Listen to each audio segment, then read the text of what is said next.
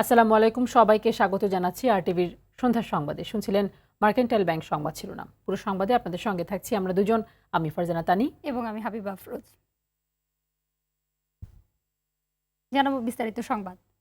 করোনার বিরুদ্ধে লড়াইয়ে সামিল হতে রাজধানীর কুর্মিটোলা হাসপাতালে টিকা নিতে আসেন জাতীয় দলের ক্রিকেটাররা।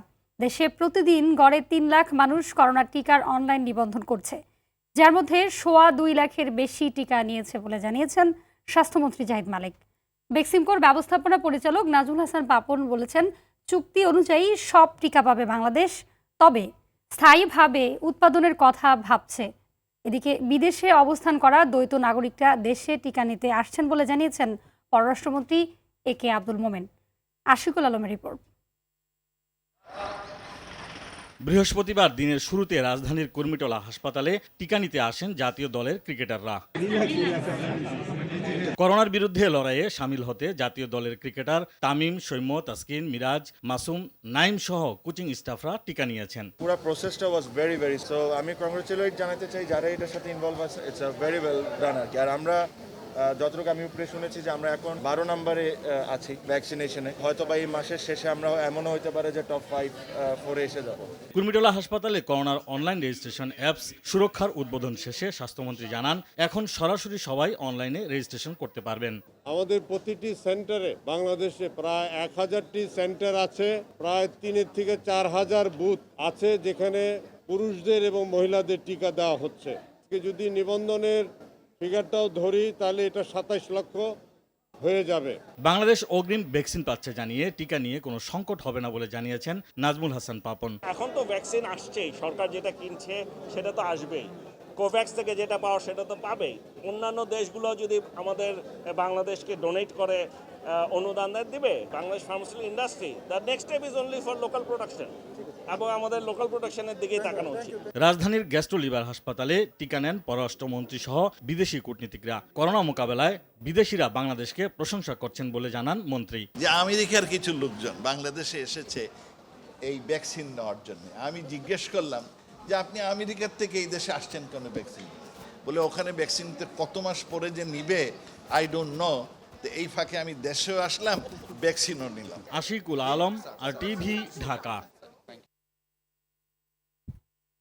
অটিজমে আক্রান্ত 18 বছরের বেশি বয়সীদের করোনা ভ্যাকসিন দেওয়ার উদ্যোগ নেওয়া হচ্ছে। খুব শিগগিরই এ বিষয়ে বিস্তারিত জানানো হবে বলে জানিয়েছেন institute of paediatric neuro disorder and অটিজমের পরিচালক অধ্যাপক শাহিন আক্তার। মুজিব বর্ষ উপলক্ষে বিএসএমএমইউতে ইপনা আয়োজিত অটিস্টিক শিশুর অভিভাবক ও সংগঠকদের নিয়ে সেমিনারে তিনি কথা বলেন। সেমিনারে ভার্চুয়ালি যুক্ত হন বিএসএমএমইউ উপাচার্য অধ্যাপক শাহানা আক্তার।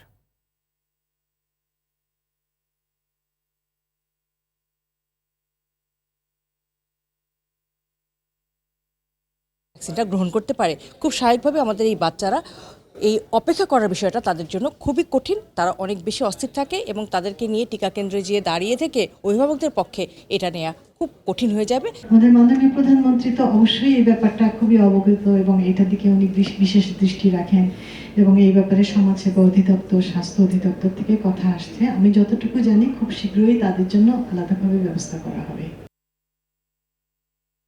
করোনার গণটিকা দেয়া হচ্ছে দেশ জুড়ে, সময়ের সঙ্গে বাড়ছে টিকা নিতে আগ্রহী মানুষের সংখ্যাও। সংশ্লিষ্টরা জানান, এখন পর্যন্ত যারা টিকা নিয়েছেন কারোর মাঝে তেমন পার্শ্ব প্রতিক্রিয়া দেখা যায়নি। টিকা নিতে মানুষের ভিড় বেড়েছে বরিশালের হাসপাতালগুলোতে। গত 24 ঘন্টায় বরিশালে 3884 জন টিকা নেন। এই জেলায় প্রথম ধাপে 1,68,000 ব্যক্তিকে টিকা দেওয়া হবে। নওগাঁয় গত 10 দিনে টিকা নিয়েছেন 31,000 মানুষ। এখন পর্যন্ত জেলায় টিকা গ্রহণকারীদের শারীরিক কোনো অসুবিধা হয়নি বলে জানান সিভিল সার্জন। নড়াইলে এ পর্যন্ত করোনার টিকা নিয়েছেন 10,288 জন।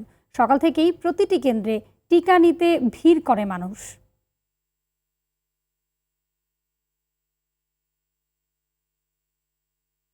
বিশ্বের 130টি দেশ এক ডোজও করোনা ভ্যাকসিন পায়নি বলে জানিয়েছে জাতিসংঘ মহাসচিব আন্তোনিও গুতেরেস। বিশ্বব্যাপী করোনার ভ্যাকসিন যেভাবে বিতরণ হচ্ছে তার কড়া সমালোচনা করেছেন জাতিসংঘ মহাসচিব। এখন পর্যন্ত মোট ভ্যাকসিনের 75%ই মাত্র 10টি দেশের দখলে রয়েছে বলে জানান তিনি। ভ্যাকসিনের এই বণ্টনকে চরম অসম ও অন্যায্য বলে উল্লেখ করেছেন গুতেরেস। বুধবার জাতিসংঘের নিরাপত্তা পরিষদের এক উচ্চ পর্যায়ের বৈঠকে গুতেরেস বলেন, কঠিন এই মুহূর্তে ভ্যাকসিন সমতাই বিশ্ব সম্প্রদায়ের জন্য সবচেয়ে বড় পরীক্ষা। সব দেশে ভ্যাকসিনের ন্যায্য বন্টন নিশ্চিতের জন্য সংশ্লিষ্টদের নিয়ে জরুরি ভিত্তিতে একটি বৈশ্বিক ভ্যাকসিন প্রয়োগ পরিকল্পনার আহ্বান জানিয়েছেন গুতেরেস। এতে অন্তর্ভুক্ত থাকবেন বিজ্ঞানী, ভ্যাকসিন উৎপাদনকারী প্রতিষ্ঠান ও অর্থ প্রদানকারীরা।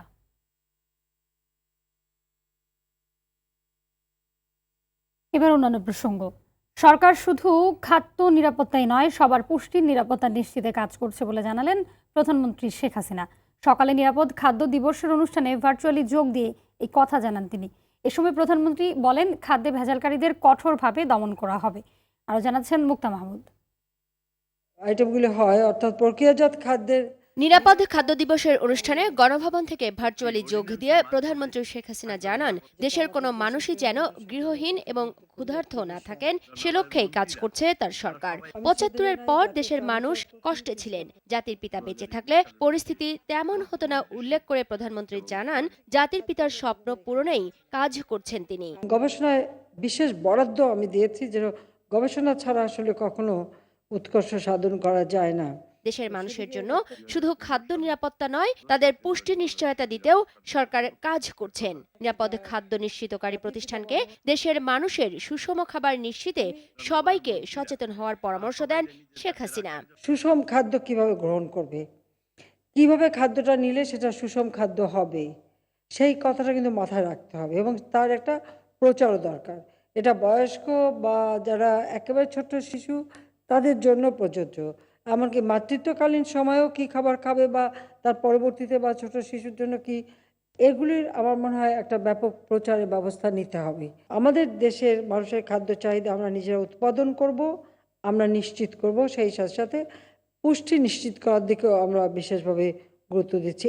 এ সময় খাদ্যে ভেজালকারীদের বিরুদ্ধে কঠোর ব্যবস্থা নেওয়ারও নির্দেশ দেন প্রধানমন্ত্রী। এই ভেজালের ব্যাপারে আমি বলবো যে যারা ব্যবসা করতে চায় বা ব্যবসা করছে 2 পয়সা বেশি কামাই করার জন্য তারা এই ভেজাল দিতে থাকে বা পচা গন্ধ খাবার সেগুলিকে আবার ব্যবহার করে।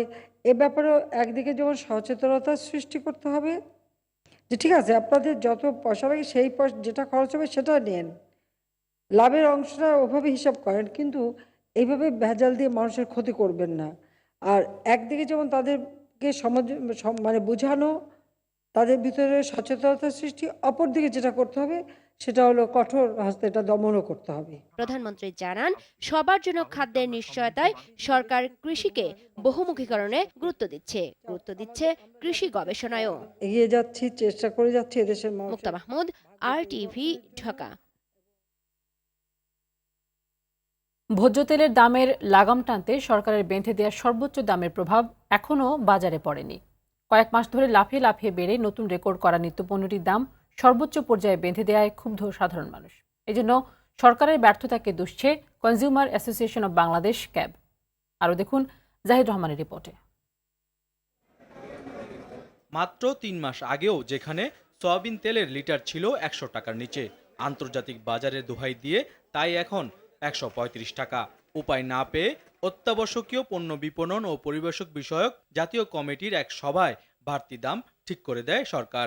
এইটা যদি উনি মেনটেন করবেন, উনি ধরবেন, এর বেশি যেন কোনো সুযোগ না থাকে। প্রতি লিটার খোলা সয়াবিন তেল খুচরা বাজারে 115 টাকা, বোতলজাত 135 টাকা ও 5 লিটারে বোতল 625 টাকা।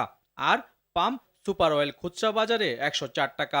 তবে বেশিরভাগেরই গায়ে আগের দাম লেখা থাকায় বিক্রেতারা সরকারের বেঁধে দেওয়া দামে বিক্রি করতে রাজি হচ্ছেন না।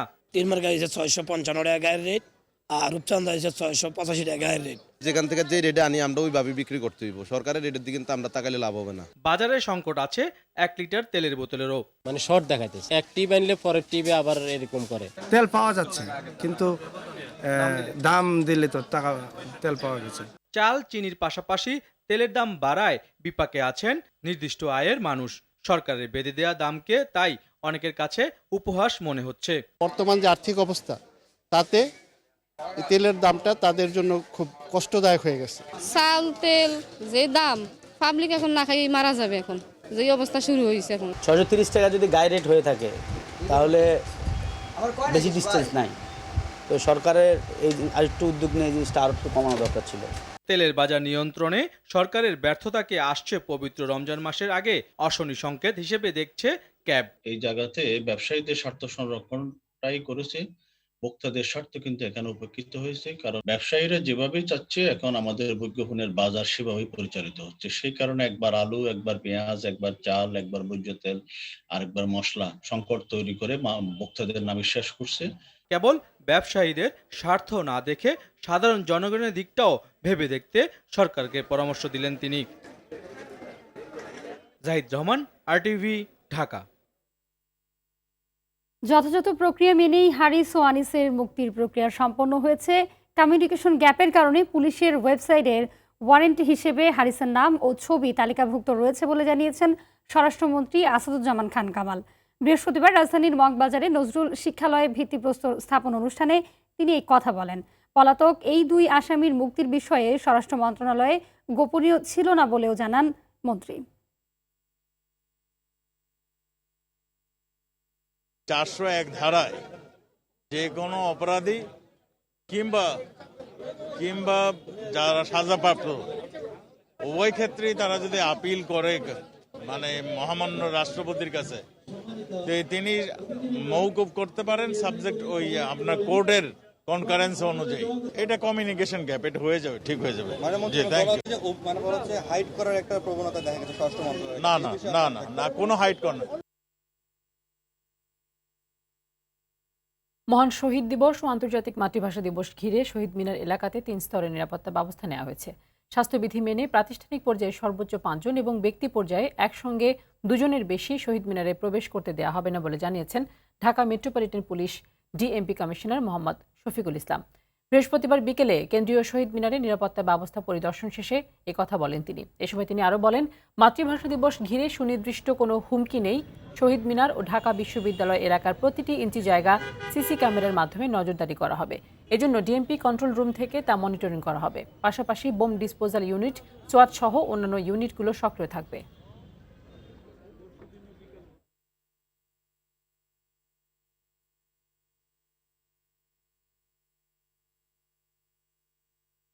প্রতিটি মানুষ যারা এখানে ঢুকবেন যতটা সম্ভব আমরা তাদের দেহ তল্লাশি করে এখানে ঢুকতে দিব, এবং যেহেতু ক্যাম্পাস খালি অবস্থায় আছে, ক্যাম্পাসের নিরাপত্তার জন্য আমাদের আলাদা ব্যবস্থা থাকবে। মাস্ক ছাড়া একজন ব্যক্তিকেও শহীদ মিনারের দিকে তারা অ্যালাউ করবেন না, এবং আমরা অনুরোধ করবো প্রত্যেকে যেন ন্যূনতম পক্ষে মাস্ক পরে আসেন, তাছাড়া শহীদ মিনারে ঢুকতে দেওয়া হবে না।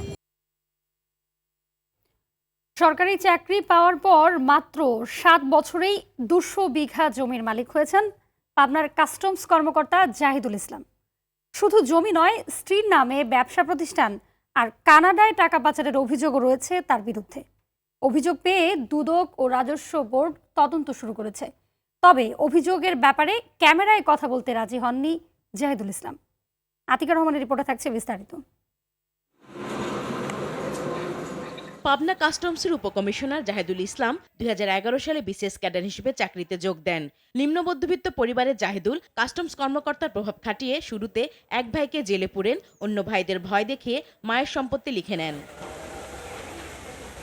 স্বজনদের অভিযোগ, রাজস্ব ফাঁকি দিতে দানসত্ত্ব দলিল করে জাহিদুল। শুধু পারিবারিক জমি দখল নয়, 2012 থেকে 2018 সাল পর্যন্ত পাবনার ভাঙ্গুড়া, মাগুরা, মেন্দা, চৌবাড়িয়া, ভবানীপুর এবং সিরাজগঞ্জ জেলার প্রায় 200 বিঘা জমি কিনেন তিনি।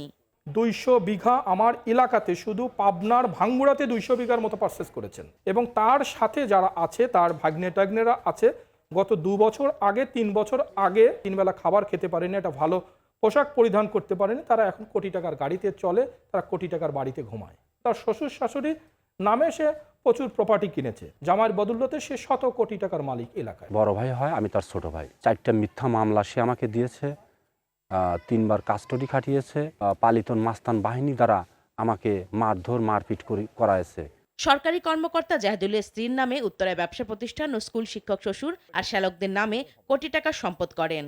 অভিযোগ, প্রবাসী শ্যালকের মাধ্যমে কানাডায় টাকা পাচার করেন তিনি। যে জায়গার অর্ধেকটা সে মালিক, অর্ধেক আমি মালিক, আমার বাকি অর্ধেকগুলো সে চাপ প্রয়োগ করে সবগুলাই নিয়ে নিছে, সবগুলাই দানসত্ত্ব দলিল হিসাবে লিখে নিছে। সরকারি কর্মকর্তা, সে এত অঢেল সম্পত্তি, এত অঢেল টাকা পয়সা, তার ওয়াইফ কোম্পানি খুলে বসে আছে। তার শালক কানাডা যাওয়ার পরে সে এখান থেকে টাকাগুলো কানাডায় পাঠায়, কানাডা থেকে তার শালক রেভিনিউস আকারে এই দেশে প্রেরণ করে, এবং এভাবেই টাকা তার শালক তার শ্বশুরের নামে টাকাগুলো আনতেছে, তারপরে এগুলোকে বৈধ করতেছে। এলাকাবাসীর দাবি, জমি বিক্রির খোঁজ পেলেই মামলার ভয় দেখিয়ে কম দামে জমি কেনেন জাহিদুল। বিভিন্ন প্রতিষ্ঠান থেকে মোটা অঙ্কের ঘুষ নেওয়ারও অভিযোগ রয়েছে তার বিরুদ্ধে। আমার মার কাছ থেকে জোর জবরদস্তি করে আমাদের মার নামে যে মার্কেট ছিল সেই মার্কেট সে নিয়ে নিছেন, এমনকি আমার ব্যাংকের থেকে টাকা পর্যন্ত তুলে নিছে। আমার জায়গা সামনে, তার জায়গা পিছে। সে রাজনৈতিক লোকজন নিয়ে টাকা পয়সা দিয়ে বাউন্ডারি করার সময় আমার জায়গা জোরপূর্বক দখল করেছে। জাহিদুলের বিরুদ্ধে এসব অভিযোগ জমা পড়েছে দুদক, রাজস্ব বোর্ড সহ রাজশাহী বিভাগীয় কাস্টমস দপ্তরে। অভিযোগের ব্যাপারে 2 সপ্তাহ ধরে জাহিদুলের সাথে যোগাযোগের চেষ্টা করা হলেও তিনি ক্যামেরায় কথা বলতে রাজি হননি। পাবনা কাস্টমস অফিসেও আরটিভি সাংবাদিকদের ঢুকতে দেননি। তবে মোবাইল ফোনে এসব অভিযোগ অস্বীকার করেন তিনি। জমিগুলো দেখতে হবে, আমি তো এর সাথে রিলেটেড না। 25-30 বিঘা বা 40 বিঘা তো হবেই আর কি। 72 দলিলে 200 বিঘা সম্পত্তির মালিক, সেই দলিল তো খুঁজে পাওয়া যাবে না। আপনার অবশ্যই একটা বক্তব্য আছে, আপনি বক্তব্যটা দিলে বিষয়টা ভালো হয়। এটা দেখানোর কি একটা প্রয়োজন। এ বিষয়ে রাজশাহী বিভাগীয় কাস্টমস অফিসে যোগাযোগ করা হলে তদন্তাধীন বিষয়ে মন্তব্য করতে রাজি হননি তারা। Atika Rahman, RTV, Dhaka. Team management ও জাতীয় দলের অধিনায়কের মধ্যে সমন্বয়হীনতা দূর করতে কাজ করা হবে বলে জানান বিসিবি সভাপতি নাজমুল হাসান পাপন। রাজধানীর কুর্মিটোলা জেনারেল হাসপাতালে ক্রিকেটারদের করোনা টিকা দেওয়া শেষে কথা বলেন তিনি। সেখানে সুরক্ষা অ্যাপ ও ক্রিকেটারদের টিকা দেওয়া উপলক্ষে উপস্থিত ছিলেন বোর্ড সভাপতি। বুধবার সন্ধ্যায় নিজের বাসায় সাবেক 5 অধিনায়কের সঙ্গে বৈঠকে বসেন নাজমুল হাসান পাপন। সেই বৈঠকে ওয়েস্ট ইন্ডিজের সঙ্গে হারের কারণ সহ নানা সমস্যা নিয়ে আলোচনা হয় বলে জানান তিনি। এদিকে প্রথম দিন জাতীয় দলের ক্রিকেটার, তাদের স্ত্রী ও কোচিং স্টাফ সহ মোট 23 জন করোনা টিকা নিয়েছেন। বাকিরা 2-1 দিনের মধ্যেই টিকা নেবেন বলে জানান বিসিবির মিডিয়া কমিটির চেয়ারম্যান জালাল ইউনুস। মূলত নিউজিল্যান্ড সফরে যারা যাবেন প্রথমে তাদেরকে টিকা দেওয়া হচ্ছে বলে জানান তিনি।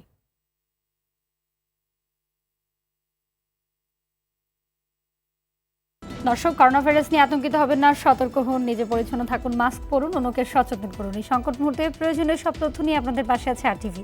সন্ধ্যা সংবাদ এই পর্যন্তই। আরটিভি সবশেষ সংবাদ জানতে যে কোনো মোবাইল ফোন থেকে 2414 নম্বরে ডায়াল করুন। আর মোবাইল ফোনের সংবাদ দেখতে অ্যাপ স্টোর, গুগল প্লে বা উইন্ডোজ স্টোর থেকে ডাউনলোড করুন আরটিভি অ্যাপস। এছাড়া তাৎক্ষণিক ও বিনোদন সংবাদ জানতে বিশ্বের যে কোনো প্রান্ত থেকে ভিজিট করুন rtvonline.com, facebook.com/rtvonline ও youtube.com/rtvdigitals। এখন থেকে আরটিভির সব বিনোদনমূলক অনুষ্ঠান দেখতে পারবেন আরটিভি প্লাসে। ধন্যবাদ সবাইকে।